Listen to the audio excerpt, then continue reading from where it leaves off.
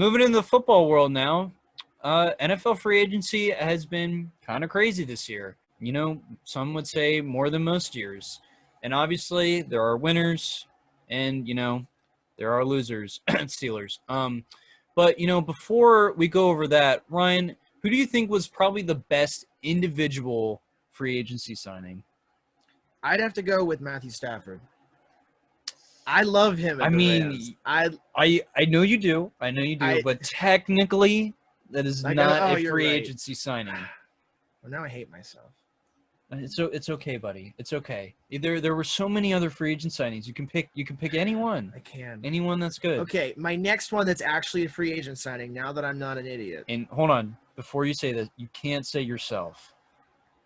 Give me a second. I would have to go with Corey Davis to the Jets. I think that's a great one. Explain why. I think he's such an underrated receiver. I mean, obviously, he's not – I wouldn't call him a wide receiver one per se. No. I'm not saying that, but I think he's such a solid wide receiver too. I mean, he did so well with A.J. Brown last year. I think the Jets can use him really well because, I mean, they didn't really have a lot going on receiving-wise. I think he's going to do really well over there. I agree, and I think the signing wouldn't have worked out a lot better because they could have had like a similar kind of A.J. Brown, Corey Davis dynamic in New York if they would have brought in Juju. But thankfully, Juju is a loyal guy, declined more money to not go to our rivals. Thank God, because I don't know if I could have watched football with Juju being on the Ravens. That would have been tough to see. But, yeah, I agree with you. I think Corey Davis is a great signing. I still don't know why the Patriots didn't go after him, but, for the value they got him at, it was pretty good. I think the best individual one was Will Fuller to the Dolphins. Even though it was only a one-year deal, I still think it was a great signing for them. Will Fuller is really a playmaker. He's kind of that offensive weapon that the Dolphins need. He's great with the deep ball. Devontae Parker's solid, but, I mean, Will Fuller's he's just a defensive threat. He's insane. And this gives kind of Tua more of a chance. It just gives him a better wide receiver core. It was kind of tough to see him throw to guys like Allen Hurns and Preston Williams last year. The Dolphins gave him, a good quality second receiver, and I think this is a good chance for him to really prove that he is the quarterback the Dolphins can rely on, and then they don't need to go after, Deshaun Watson or, somebody like that. Even with his suspension last year in 11 games, he had almost 900 yards and 8 touchdowns, which were both career highs, and he only played 11 games. So I don't think he'll get those kind of numbers in Miami just because Tua will be throwing to him and not Deshaun Watson. But I still think it's a great move, for the Dolphins, and I think that was probably the best individual signing. But as we, kind of talk about overall winners, Ryan, who do you see as teams that kind of really, won free agency, kind of, brought in the best guys? I think it's hard to say anyone but the Patriots. They just made so many good moves. I mean, I wouldn't say there was any absolute spectacular, big time guys, but there are a lot of really solid players, some exceptional players, really good tight ends, that kind of thing. And I think they got some just overall so many good players. They definitely, I think they won. Yeah, I mean, Matthew Judon, Kyle Van Noy, both. The Patriots defense wasn't terrible last year, and, they also had a couple guys, that were holding out. So their defense wasn't terrible, but, bringing in those two guys, really helps their pass rush, which they did desperately need because, they were one of the teams with the least amount of sacks last year. I think bringing those two guys, and also helping out with the rush defense because the Patriots weren't good against the rush either. So I think that was huge for them. And, finally kind of giving Cam more offensive weapons. It's hard to – it's crazy to say this, but he had less offensive weapons than Tua did. And, so the Patriots didn't really give him a chance. And, we kind of talked about it in our last video. But, bringing in, Nelson Aguilar, Hunter Henry, Juwanno Smith, kind of guys that, coming in, Cam can really learn the offense with. And, kind of develop chemistry with, all of them. And I think they're kind of bringing back Cam this year, so they have a chance to draft a quarterback. I think they're probably going to pick Mac Jones, but we'll see. Just to kind of because Cam is a good leadership figure in my opinion, and he has a lot to teach. So again, I think bringing him back was huge, even though he kind of had a mediocre season. Most were kind of surprised that the Patriots re-signed him, but it makes sense, in the long run. But I think another team that really won free agency was the Giants. They had their big signing with Kenny Golladay, even though I think they probably gave him too much money. I mean, $18 million is a lot for, a guy like that. But, he's still a wide receiver number one, still very good. A guy the Giants really needed because the receiving core after Odell was probably one of the worst in the league. It was pretty bad. So, they got him in. They also brought in John Ross, who I think has never really had a chance in the NFL. He's always been kind of injured. So I think he gets a real chance with the Giants there. And, the Giants had a good defense last year, but bringing back Leonard Williams was huge for them. That was a huge, I think that was probably their top priority, in free agency. So, that was a huge get for them. And then, kind of near the end of free agency, they just kind of randomly got Adoree Jackson, who is a solid corner. I think they probably, I don't know. I guess I haven't seen him play too much. I think he's better than any corner Giants had before.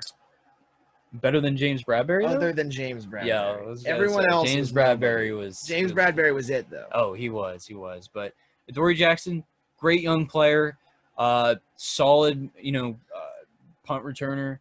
So the Giants did a really good job this offseason, and Daniel Jones, you don't have any excuses this year. You got to come through. You got a top 5 running back, probably top 10 wide receiver, probably like top 10 wide receiver core, to be honest. And don't forget, he's the fastest guy in the league. Oh, right, yeah, and he's got them wheels. So if he can't use his offensive line as an excuse. Just run forever. He just has to run. He's a big boy, so he's got to shut off those sacks too. Yeah. So the Giants did a really good job. I honestly think it would be kind of depressing if they didn't win the division this year. I don't know. Ryan Fitzpatrick's up in that division now, and he's a force to be reckoned with. I forgot about that. I forgot about Ryan Fitzpatrick. Fitzmagic in Washington, man. Him and Taylor Heineke are going to dominate. I'm so glad he didn't retire. I'm so glad. It's great to see Fitzpatrick, back again. I think Terry McLaurin's loving it. I don't think he would rather have another quarterback throw to him. I don't think he would want anybody else. I mean, also the Redskins, I didn't have this in here, but Washington football team, they were kind of winners too. I mean, they brought in Curtis Samuel, and nice. he's a good piece. Obviously, Ryan Fitzpatrick. I'm kind of ashamed that neither of us brought it up as the best individual signing. I hate myself. I realized when you talked about the division, I was like, wait a second, they can't win the division. Well, hey, we brought it up at some point. And that's at least, all that matters. Yeah, that's all that matters. But expect the division run to be the Washington football team, Fitzmagic, with the fastest man alive and Saquon. Yeah. So we'll see what they can do. Well, Ryan, there are winners of free agency, and there are also losers. So, Ryan, who do you think were kind of the big losers in this free agency? I think the big losers were the Raiders. Really? Yes, because but they got Mariota back. That's it. He took a $7 million pay cut. That was nice to get Mariota. $7 million. He's a really good backup quarterback to have, honestly. But he is. One of the big things that kept the Raiders alive last year were their offensive line. They had a lot of really good offensive linemen, and they got rid of like half of them. That's like true. Their center's gone, their left tackle's gone. Okay, can we go over why did they give up Ronnie Harrison, arguably the best center in the league, for a 3rd round pick? Exactly. A 3rd round pick. Big losers, big stupid losers. But don't worry, they picked up Kenyon Drake. Oh, so they're good to go now. Oh, the legend himself. They might as well just have traded Kenyon Drake for the center. Yeah, exactly. That's all they need. At that point. Why would Josh Jacobs can go to? Yeah. We have Kenyon Drake now. Like, why would we need anyone else? What a bunch of idiots. Yeah, the Raiders are always oh my gosh. And they lost Tyrell Williams. Yeah. If their receiving core wasn't bad enough already, they lost their top receiver to the Lions of all teams. So, I agree with you there. The Raiders they messed up. They messed up. I don't. They go 7-9 every year. Don't even wouldn't expect that. Yeah, yeah. 5 wins. If that. Yeah, if that. I think obviously if Josh Jacobs can single-handedly carry that offense. I think you mean Kenyon Drake. Oh, my bad. If Kenyon Drake has a 1,500-yard season, maybe they can get to 7 wins. But with their defense, I mean, but Richard Sherman's still out there. If they can get Sherman, hey, Gruden and him talked on a podcast, and hey. Gruden said he'd love to have him, and Sherman said he wanted out of San Francisco for who knows why. There you go. I don't know, but yeah, I think the Raiders are big losers, and also think the Lions were big losers. As they always are. They always are, and I just felt bad for them because I felt like the Stafford trade. Obviously, Stafford's not as good as Goff, and that's why they got 2 first-round picks in also with Jared Goff. So I thought that was kind of a new start for the Lions. Maybe this was the time. This was the opportunity they had to finally capitalize. To make a good team surrounded by a young quarterback. And the Lions, being the Lions, were not able to do so. They still got time. Don't get me wrong, but I mean, I don't know how you work it out that they're all 5 of their wide receivers on the depth chart were all free agents. Ryan, they didn't bring any of them back. They didn't bring a single one. They didn't bring a single one back. That's the way things should be. Yes, yeah. I mean, don't get me wrong. They couldn't really bring back Kenny Golladay because they tried to tag him, and then he was like, "Nah, I don't want any of that." What about my man Danny Amendola? I honestly don't know what happened to him. Is he alive? He might have retired. He might be with Brady in Tampa Bay. I mean, maybe the Pats will take him back. I mean, we should probably look there first. Yeah. To be honest, I mean, the Pats do love white, little receivers, and they didn't sign any of those. I'm really confused. Yeah, I mean, maybe they signed Amendola on the down low. Yeah, but we don't know. But they lost. But they did. It's okay. It's okay, Ryan, because they did replace those 5 receivers with Rashad Perriman. From the they're Jets. good to go.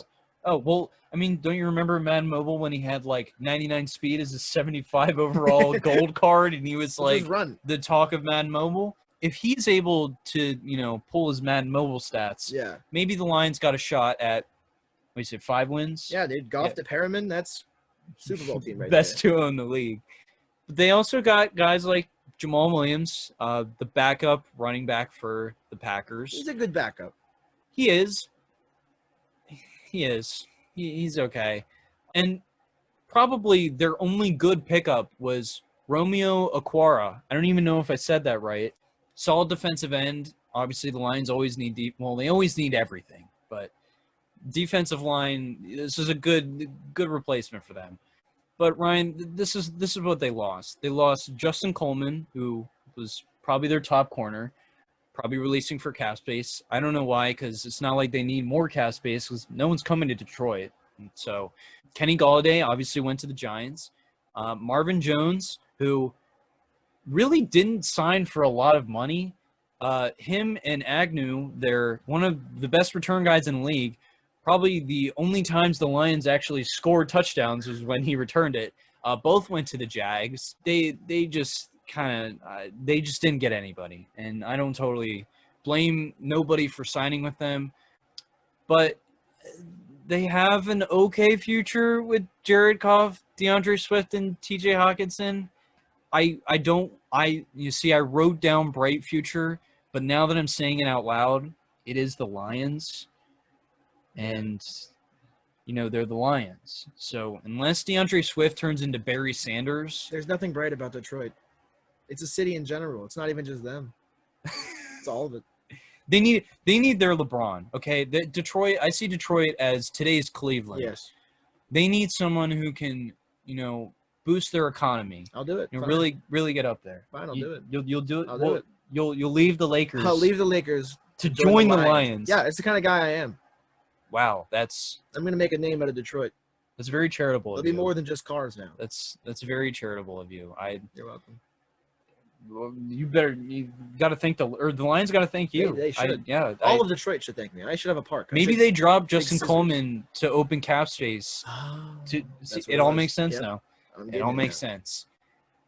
So, we're really excited to see Ryan play on the Lions next year, make a name of not only himself but Detroit. So hopefully you can carry them to 7-8 wins.